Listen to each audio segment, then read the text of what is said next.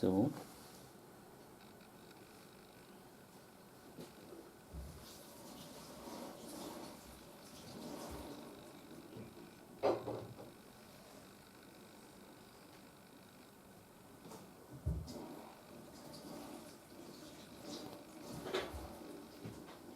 wow.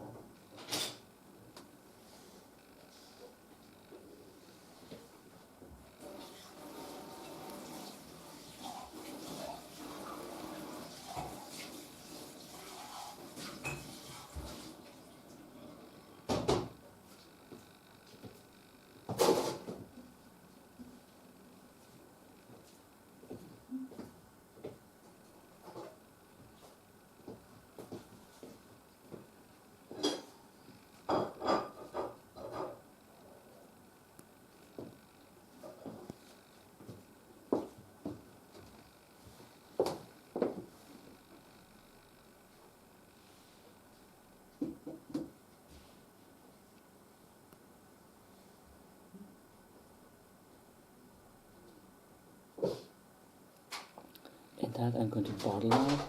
And that I'm going to bottle now. So in some alcohol.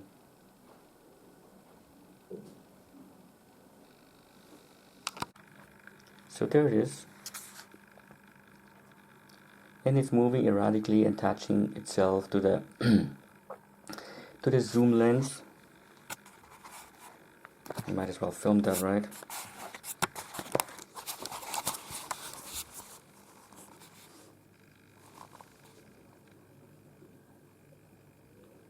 So there is our little friend. Little friend is good, you know. Having it into my Teilchenbeschleuniger, you know, that thing in Switzerland.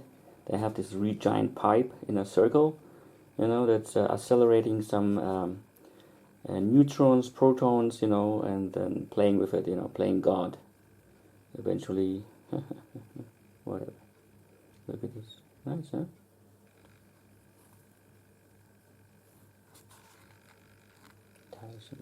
Come on. I guess that's too far, isn't it? What do you think? And there are some, what is this, dust particles flying by? No. When you look at them, some of them, they are actually orbs. You know those orbs, they are spirits, and wherever you do, for instance, either spiritual energy, or you go on a spiritual place, let's say there's somewhere like a fair, and then tonight at 9 o'clock or 8 o'clock, we'll all come here together, we'll be praying, you know, we'll have spiritual healers here. And it's such a sight for it, especially at nighttime when it gets dark. Then you use your flashlight on your camera, put it on the strongest setting, and then take photographs of the people and also into the sky. You will see so many orbs. You know, you may say, well, these are flies. Yeah, right. Look at them closer. Some of them have colors. Some have Morgellons singing hallelujah, right?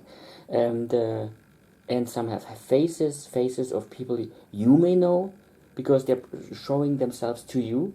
I've photographed so many of them once, many times, in my apartment, and here also sometimes, but in my apartment. And they were all kinds of colors, and there were all kinds of beings. And in the area where I live, there's a little mall. There were millions of them when I photographed them, you know, and there were some really red big ones, like almost like larger, like some for like UFOs, you know. They're about 3 or 4 feet in diameter. And then there are other orbs that spy on us, you know, that I've also photographed. When you have a camera that takes a picture 1/50th or faster of a picture, walk around it on town and look at buildings on a daytime, you know, basis, and put the setting like you want to take 3 or maybe 50 or 100 pictures within a second, you know. Those cameras are capable of doing that.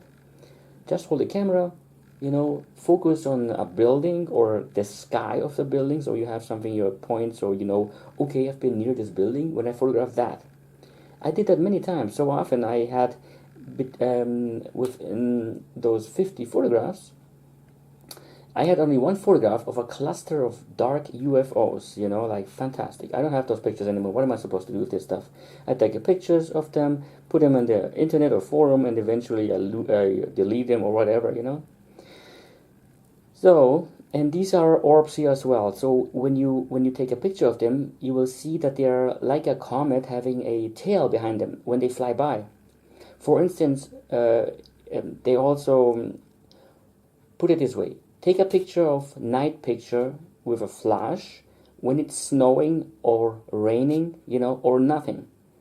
You know, you will see orbs, but you may say, okay, these are raindrops or snowflakes. But with snowflakes, when there's no wind, snowflakes usually fall from the top to the bottom, right? But how about if these snowflakes fly from the bottom to the top? How do you explain that? It's just like with those micro eggs, you know. Are these micro eggs or are these fibrosis eggs? I call them fibrosis eggs because how do you explain that? I would like to know if the fibrosis causes itchiness, you know. Okay, here's our friend now. Let's see. I had him close to the. Let's let him. Here's his snout or something. It's getting a little bit closer to the thing, and eventually we'll get attached to it. See, they're like a magnet. They're holding. See, I'm a little bit farther away. Normally, if this was just a thread, it would just fall down, fall off. But it's hooked to it. You know? So this is what I'm gonna do. These are, I've attached it there. Yes. So, and then, yeah, is it nice? Is that nice? Huh? Wow, I'm seeing the light. Cool, huh?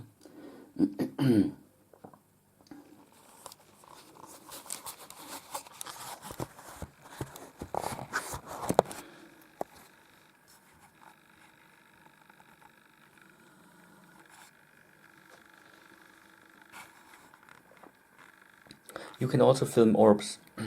On YouTube you can see those clips with night vision. You have a camera that have this green night vision thing, ne?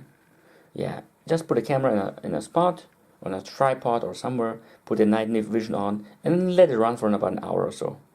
You know, you don't have to be here. Close the door, go away. It's dark in there. And then take it out, hook it up to the computer, either upload it or whatever, and then put on fast forward or just grab this button, you know, the play button that you can push to the right, you know, and go really fast, but not too fast, and you will see eventually something fly by. You may even see spirits, you know. Yes, and those pieces you just cut out and put on YouTube, and yippee-yay, you're famous. Yes, here we have the opportunity to eventually take a closer, better look at them. Or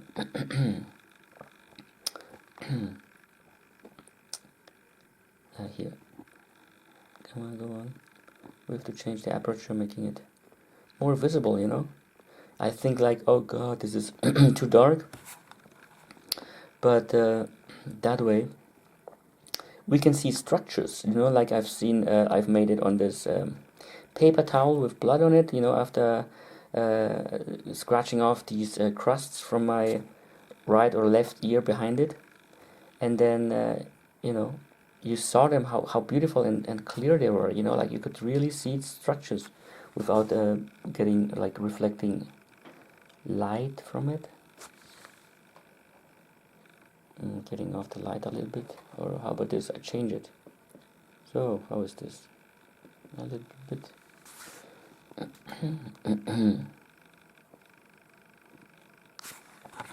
Okay, that's enough. We've seen enough. Go away this thing. Put some more on. Now I'm going to put this bottle of alcohol. Here it is. So don't want to rot and so on, you know. And in here I'm going to put those threads, whatever you call it, threads, strings, things. So here we go. See, they're attaching themselves very good on glass. Just doesn't want to let go. So